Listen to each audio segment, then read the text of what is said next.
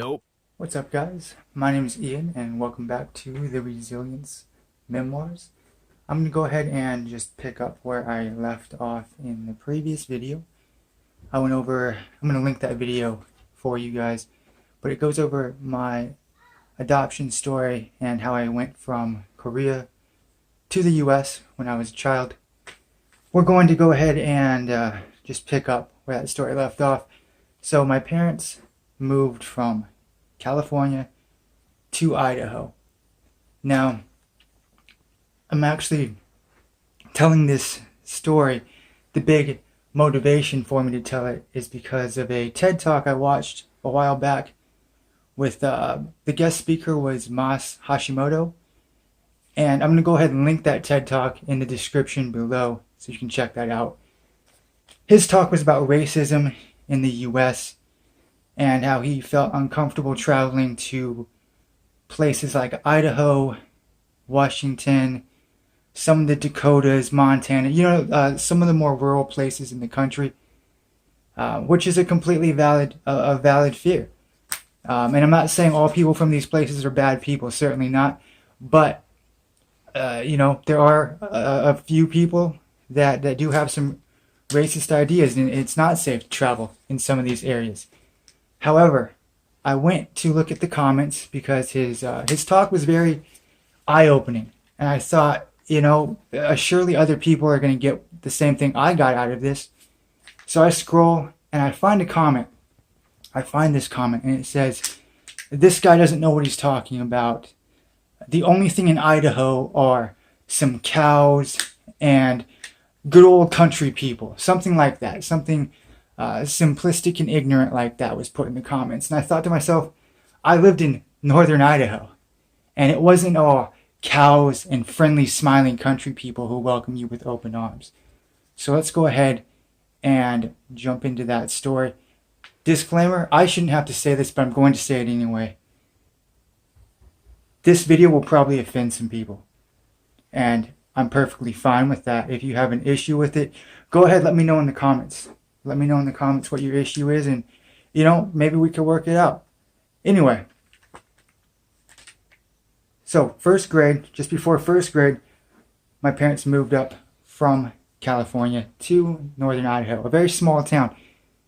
This town, I'm not going to name what this town is called, just for privacy reasons. But at the time, this is in the early 90s, it had probably a population of 2,000 to 3,000 people. Not the smallest, but far from the biggest. The majority, and when I say majority, I'm going to probably say 99% of that population was white. It is a small mining and logging town. So, my parents moved me up there. I started first grade, and I distinctly remember I was dropped off, and as we're going through the school day, no one's talked to me except for the teacher. No kids have talked to me at all. And they're looking at me, they start whispering, I can hear things, and I came from California. So it's not a big deal to look how I look. And I just assumed that, I'd never encountered racism before. No one had explained it to me. I'm in first grade, right? That's not a talk you have with a child that's 5 or 6 years old. But I went through the whole day. No one said a word to me, just whispered and pointed, and they were talking. So I remember the second day, I go back in. That's when the harassment starts. The name calling starts. Go home, chink, gook, Jap, go back to the rice paddies. Those are just some of the things I was called. And the funny part is, I'm not Chinese, I'm not Japanese, I'm not Vietnamese. All those derogatory terms didn't really apply to me if we want to get technical. But people who are racist are ignorant, and they don't make any sense, as we know. So, This didn't stop. It continued happening day after day after day after day from the time I was in first grade all the way up until beyond high school. This was a daily occurrence. And some of you are probably asking yourselves, well, why didn't your parents just move you out? So I asked them that too. I was like, please, Mom, please, Dad, take me out of here. Let's go back. I don't want to be here anywhere but here. But you see, my parents, and I don't fault them, I love them to death. So I don't want this to be misconstrued. I love my adopted parents. They are my parents. But they had gone all in. There was no going back because they didn't have the financial means to do so. My mom was a nurse, and in small towns, nursing doesn't pay very much, especially back in the 90s. My dad did some sales work. Neither one of them brought very much money home. So going back to California was not on the table. So I just had to kind of go through my school years being harassed and being, I don't like to use the word victim, but that's kind of what happened. I was victimized. And it was so hard. I mean, imagine being maybe you have a small child in your family, and imagine that child going to school and fellow little kids calling that child horrible names.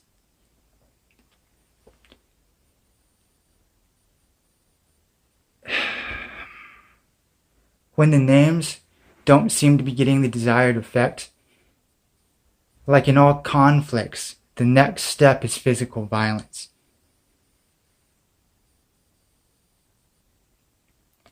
I remember going to school and being attacked by other kids. And this wasn't one kid. This was 2 kids, 3 kids, 4 kids, 5 kids jumping me and trying to beat the hell out of me. And the only reason was because of the way I looked, the color of my skin, because I was different. Most of these kids, I'm sure, had never seen anyone look like me before, except in some kung fu movies or something like that. There were no Mexicans, there were no blacks. It was just me. They'd never seen someone like me before. So I learned at a very early age that I had to stand up for myself, and the only way I knew how to stand up for myself was through physical violence. My father taught me how to defend myself, and I learned that words aren't going to help me here, but if I take out the kid that's messing with me, it sends a very strong message to the other kids. My first fight happened when I was in first grade. I was about 5 or 6 years old when this happened. There's no safe spaces in the 90s. There's no someone's gonna sue this parent because their kid beat up this kid. There's none of that. It's you got your ass beat, you picked yourself up, and you tried not to let it happen the next day. It was a tough time. It was a different time than the times that kids live in today. It was pure hell for me because every day this would happen. Every day. Go home, chink. Jap. All these horrible things. And that really, really hurt me psychologically.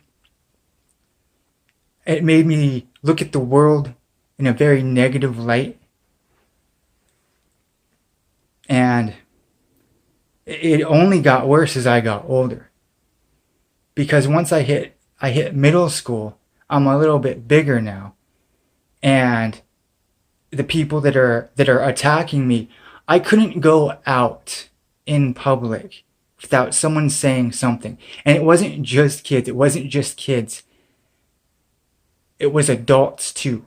Grown men and women would say things to me, would threaten to kill me, I remember stuff being thrown at me, like rocks and sticks.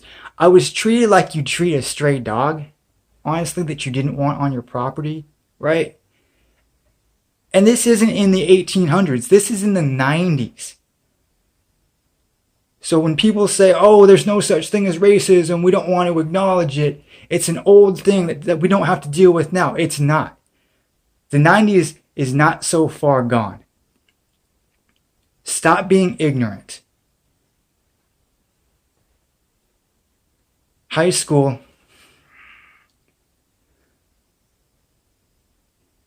I came into my own a little bit more in high school, but it didn't let off. You just, at a certain point, you become kind of numb in a way to the psychological damage that these things cause on a daily basis. And it starts to not affect you. You put up so many walls that you start to lose. You desensitize yourself. You desensitize yourself to feeling anything. Because to feel nothing is better than to feel the pain and the hurt and the emotional turmoil that you're in when you allow all those hateful things to enter you.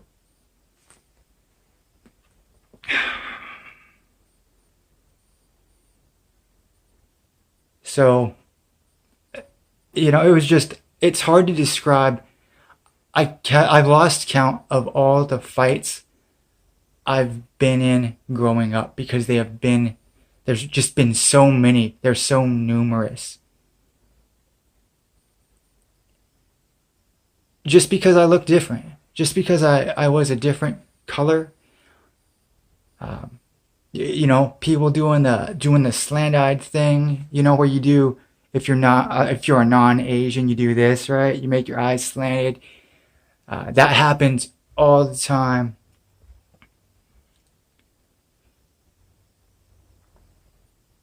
It's just, no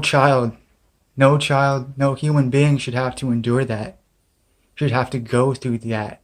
But I know that there's still people and children that go through that here in America. And it breaks my heart. And my whole goal through sharing this tiny glimpse is to try to put a light on it, spread some awareness, advocate, do something positive. If I can share my experience and it touches one person, then all the suffering that I've been through is in a way worth it to me. If I can just touch a life, maybe change a path, give someone a different perspective, then it was worth it. Just another side note here.